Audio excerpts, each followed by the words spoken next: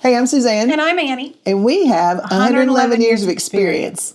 And on today's episode, we're going to talk about our failures and how we persevered. How we persevered, how we became Resilient. became more resilient. Yeah, and how resilience was coming in my brain. How maybe like I had to learn from my myself personally how to give myself some grace that I'm not perfect. Yeah. And I'm not going to be perfect, and I'm just doing the best I can. And I feel like most people are. Yeah. You know, and a little more grace also to people around me because once you have gone through it, you're like, I feel you. It is not a fun place to be. Yeah. So I think grace is easier with age.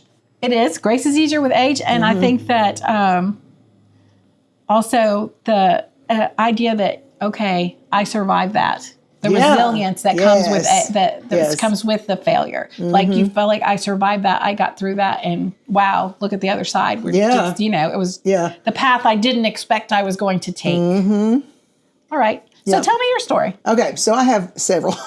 I think we've all got several. I'm old because, so I have lots. All right. So I told this story to my kids at school, and I also told it to my grandkids. Okay. And I'll probably tell it to them more than that because I wanted to remember it. So when I was in high school, I wanted to be in the band because all my friends were in the band. And when our high school was 7 through 12 because we didn't have a middle school yet. Country school, 7 through 12. Yep. So we had the middle school, and it was like we were in one section, and they were like, "Oh, you're supposed to keep middle schoolers and high schoolers separate." No, we weren't. We were all together. No, we were all together too. Yeah. We were all together. We would have this and that would be separate, with pep rally separate, but then they would have an all-school pep rally, or we'd have an all-school this, or So when I was in 7th and 8th grade, I was in choir because I was a singer. I could sing. I've been singing all my life, and the choir teacher quit. So if you wanted to be in band, you had to be in band starting in 7th grade to learn how to play the instrument. Okay.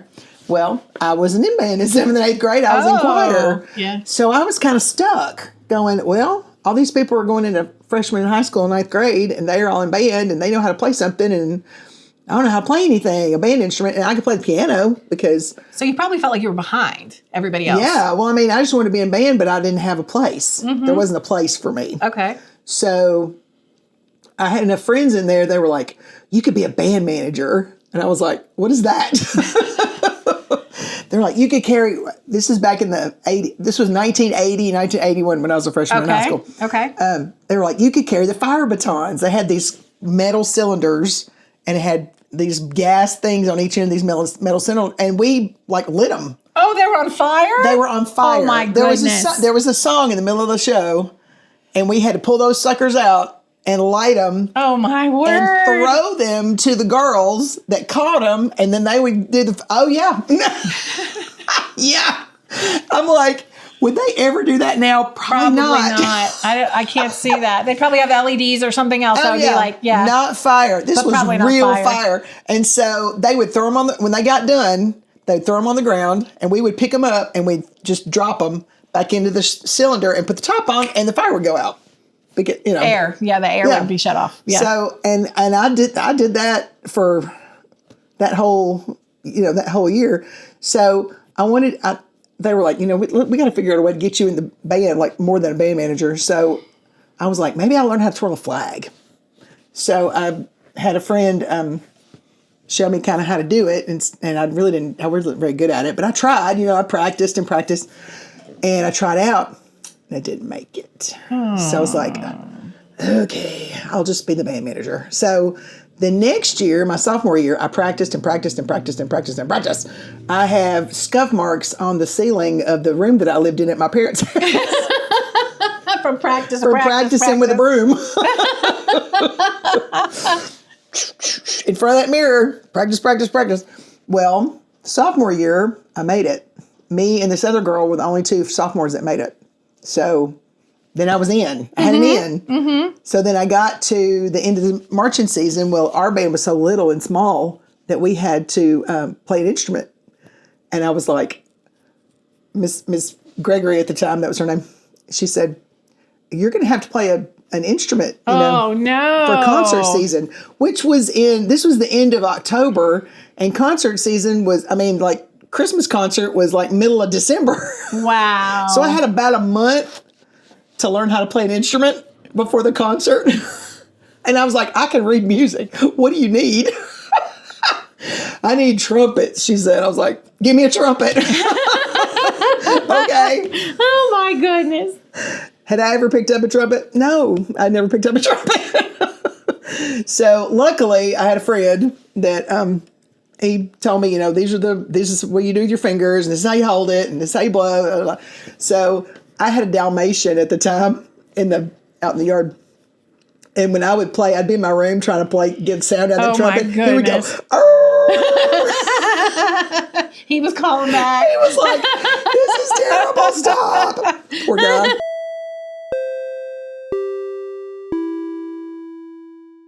If you are interested in learning more or connecting with the said resource, a link to their socials and website will be in the podcast description or post. Also, a disclaimer. No money was exchanged in any way for space in the podcast. We're just trying to help. Hi, I'm Kathy Welch. I'm one of the owners of Lighthouse Kids Centers for Autism. We are an ABA company, and we are currently located in the Brentwood, Franklin area. We serve children in Columbia. We have 2 centers in Chattanooga, one in Knoxville and one in Oak Ridge. We have a very vibrant in-home therapies, and we come to your home for ages 2 to 12. And we can also go to school with your child if the school system allows that. You can reach us through our website, through our intake, or info@lighthousekids.net. We also are on all the social platforms, Facebook, Instagram. Reach out to us. We will get with you immediately.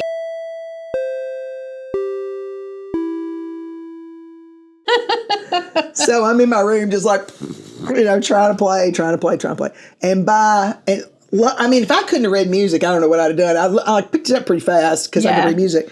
So thank goodness my mother made all of us take piano lessons. So at least you had that much. So at least I could already read music. Yeah, that probably helped more than anything.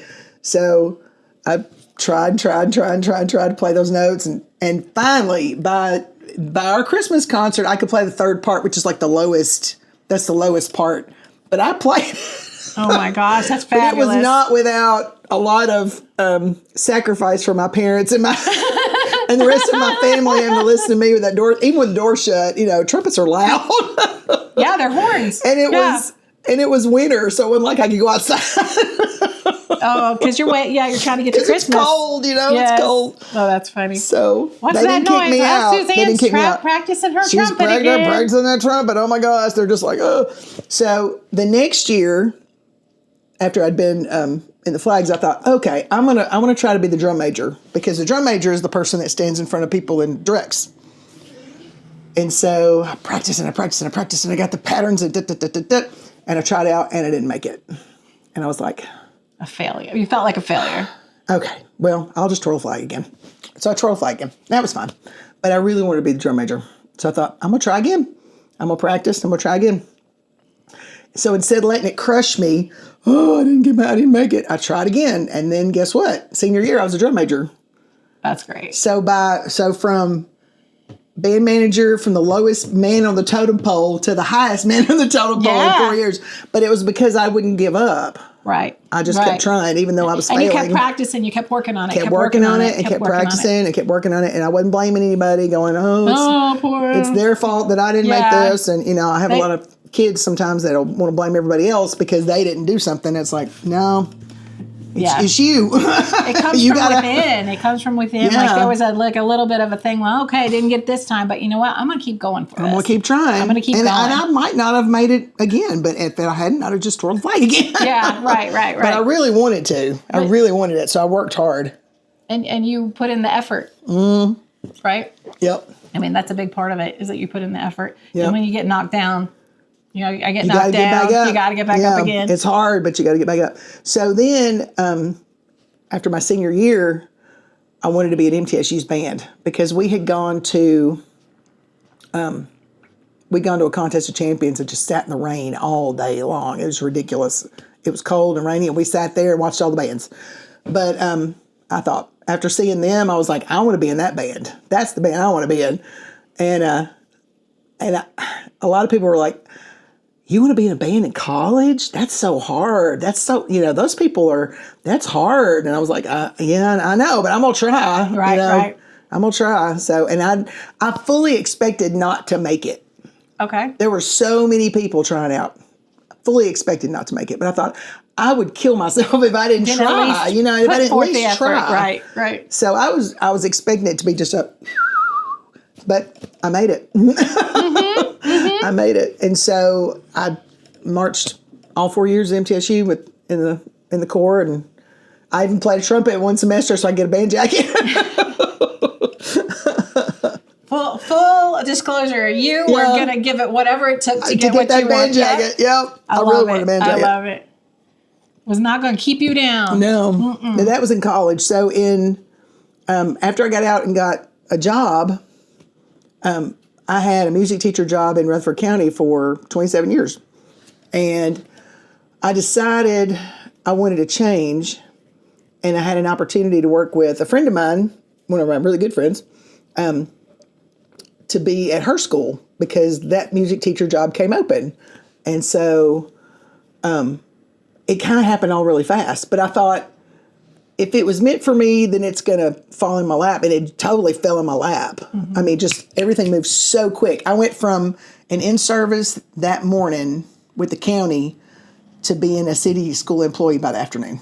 Wow. It was very fast. It was very, very, very fast. So, well, not the afternoon, the next afternoon, because I had an interview. Mm-hmm. But she was like, the principal wants your phone number, all that. So, went there, had the interview on like 8:30 in the morning. And by 11 o'clock, she called me and said, we want you, and this is what I need you to do.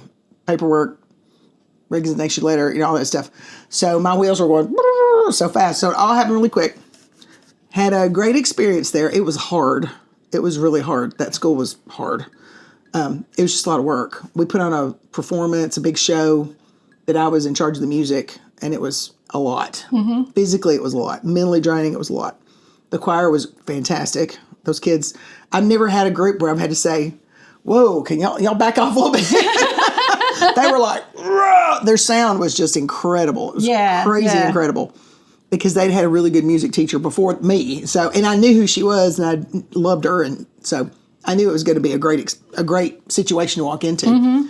So then into that school year comes, and I get called in the office. And I was like, okay, I'll go in there. And sat down, and they started telling me that they appreciated all my work, but they would not be renewing my contract. And my ears started ringing. I was like, what? Like, it's almost like you can't understand the words. It's like they're talking, and I'm not hearing what you're anything. Talking about. It's like my ears started ringing really loud, and I'm like, huh? And I was like, oh my gosh, they're firing me. Right here, right now. They are not renewing my contract. And I was like, the first thing you do is you go, what? And the next thing you do is go, what did I do? Yeah. And see, they don't tell you. No. They don't tell you.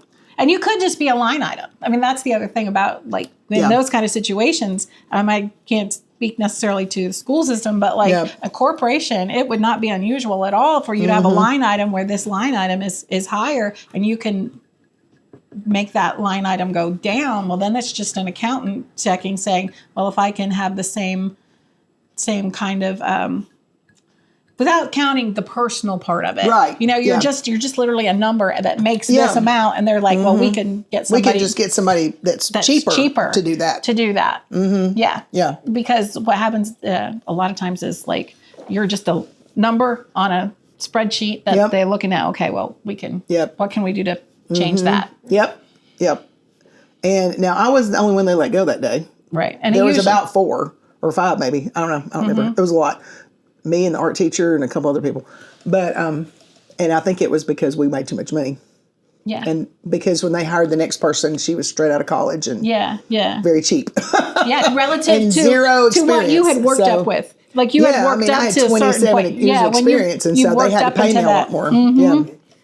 Yeah. Exactly. But it still didn't help the fact that I just felt like I got punched in the gut. Because, teaching is such a personal I think anytime feel your livelihood is changed in that kind of sudden way it was that you out of nowhere. There was no might have suspected, anything. but you didn't suspect it at all. It was from left field. Like it was out of nowhere. Out of nowhere. Yeah. But like there've been, different people I've talked to, and they might be expecting a tiny bit, but even then, it's still like, really?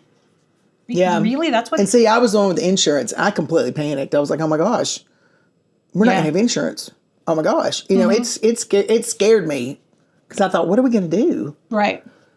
Because you're just in shock. Yeah. You go into like this place in your brain that's like, I can't solve this in 2 seconds. Right. I don't know what to do. And you almost like can't stop thinking about it and also can't focus on it.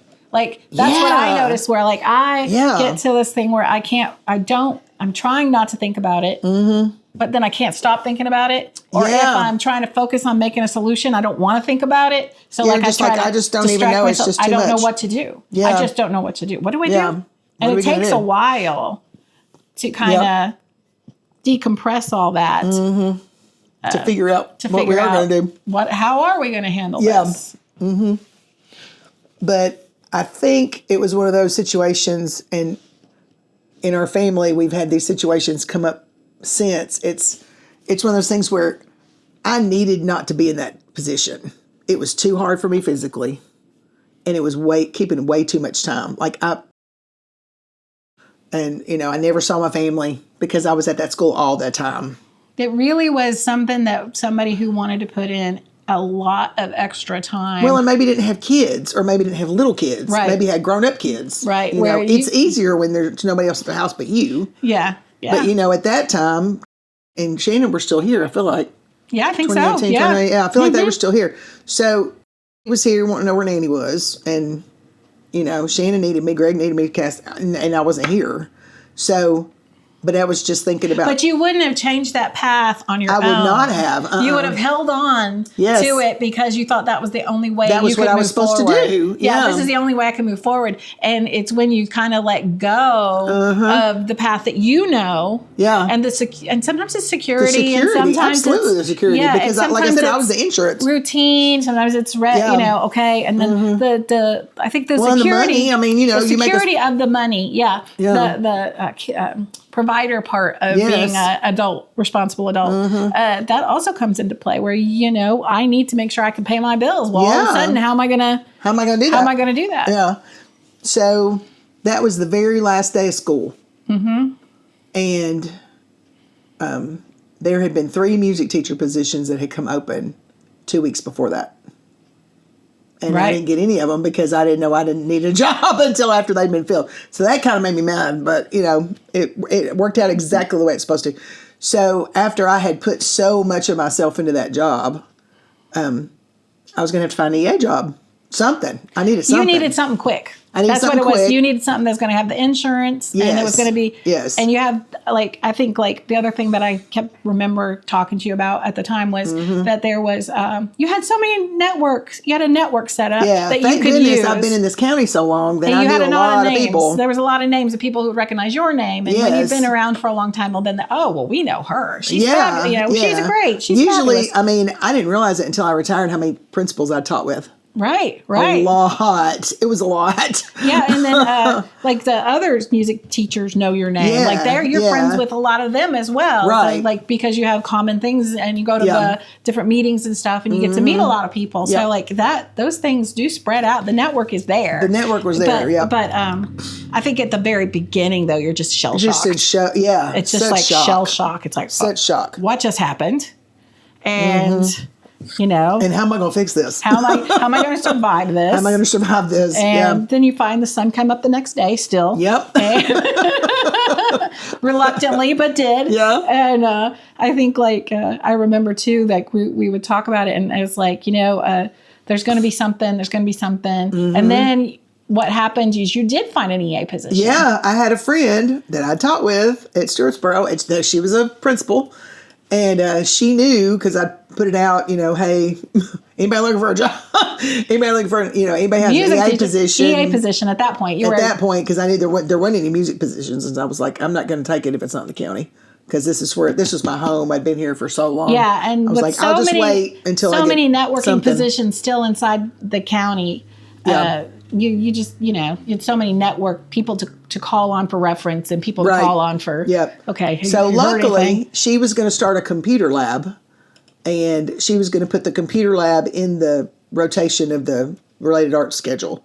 And she said, you would really be good with that because you know all about a related arts schedule. Right. You know how to run it. Exactly. You know how, you just know how to do that. You know how to teach all the kids. And she said, all you'd have to do is they just come in and they sit down and you get them set up on the computers and they do their stuff. And if they need help with something, you help them. But other than that, it was easy. It was an easy job. I mean, and there were kids that came in that were stinkers, but majority of the kids were really good. So I ended up over there for a year, and it was perfect because it was at a daycare that was close by. Was close. Well, no, she was in Christiana, but I could get out if I got. My day started at 6:45, and I got out at 2:15, and I could drive to Christiana and pick her up because she had to be picked up by 3:30, which is early for a daycare. But it was somebody that we knew that had been a retired teacher, that wanted to have a daycare in her house. So she did that for that year that I was at EA, and then I got another music position. So and it's so funny because that position wasn't there until the spring of the year that I was an EA. And so they weren't going to have the position until that, like they got approved for it, but they wouldn't have it until the fall. Right. It was another full-time position. So they were adding in a full-time position in a place that they hadn't had one before. So they were really They just had a position and a half. Yeah. And the principal, I went to the job, I want to say book fair. It's not book fair. The job fair, the Rutherford County, they always do a job fair every spring. Yeah. And pouring down rain. And I went over there and I thought, I'm just going to look around and see, who's got positions open.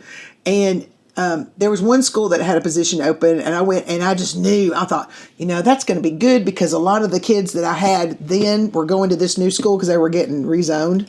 I thought, I'll know half of that school if I go over there, and I could be there, and I just had it in my head that was going to be the position that I was going to get. And I talked to that principal for about 4 minutes. And I was like, nope. This is not a match. This is not where I'm going. We are not. No, that's not going to work. No.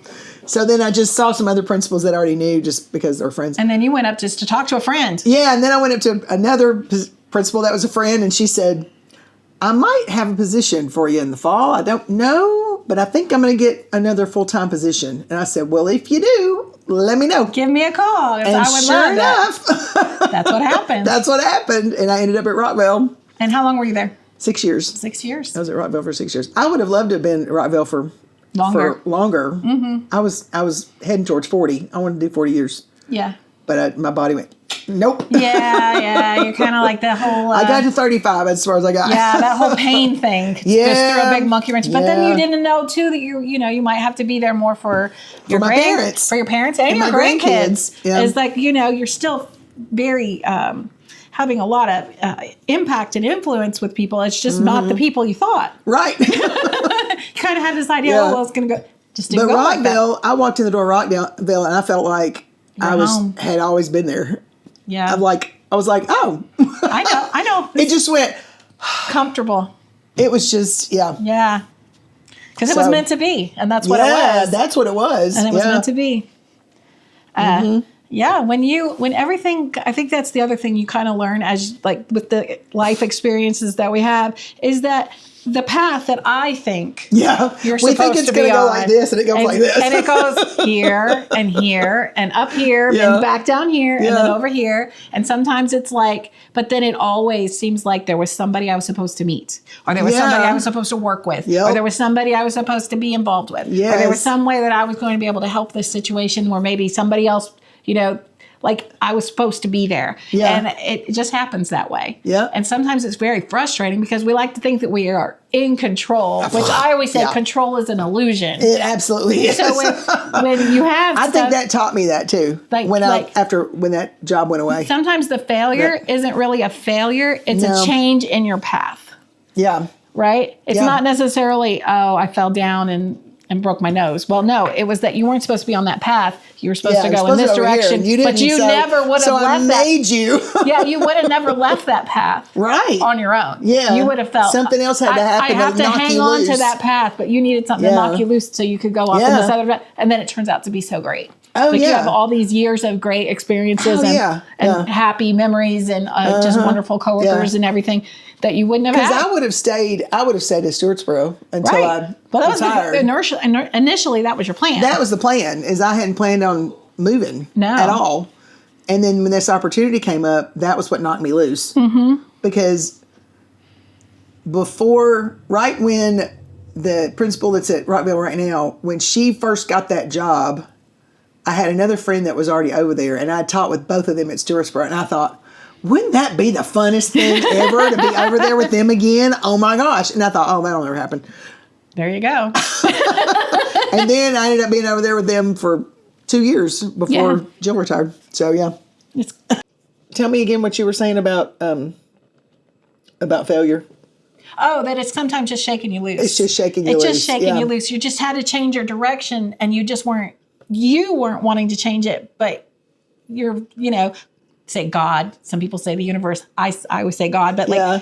has a different path for you. Yeah. And that It's you like, have to come kind of have on. to trust in the path. Yeah. You have to put some faith into the path that this is where God wants you to be, and this is kind of where the direction that you're supposed to go into. You would never have planned it. You would never have chosen it. No. It's generally Well, sometimes you don't and know sometimes that's it's where so- you are going to go. and sometimes at the beginning it's so difficult. Yeah. Like it is such a difficult transition. Yeah.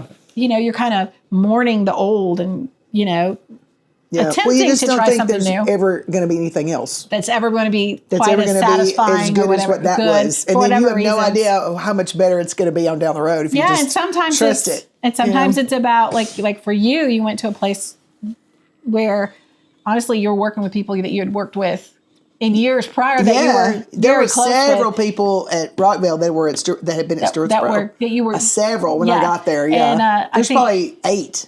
And like you said, you went in there, were like, Yeah, it was like, oh, yeah, this is awesome. this is fabulous. Yeah. Yeah, it just felt like I was supposed to be there. It was like exactly where you're supposed to be. Right. Finally, you're exactly where you're supposed to be. I wish I'd gotten to be there longer, but that's okay because Yeah. I love those people. They're fabulous. I'd like to say too that this is going to be a series. We are all Our going to first share. series. We're going to share our failures. We're going to fail big, or tell you about how we failed big. Yep. And this has been a lot of fun. I can't wait to hear more. And so stay tuned. Keep up with For our podcast. our second in our so you can series hear of- more. Yeah. Second in our series Of failures and failure and resilience. and resilience. Yep. How to get through it. Yep. Sounds good. All right. Well, you have a great week. We'll see you later. Bye-bye. Bye.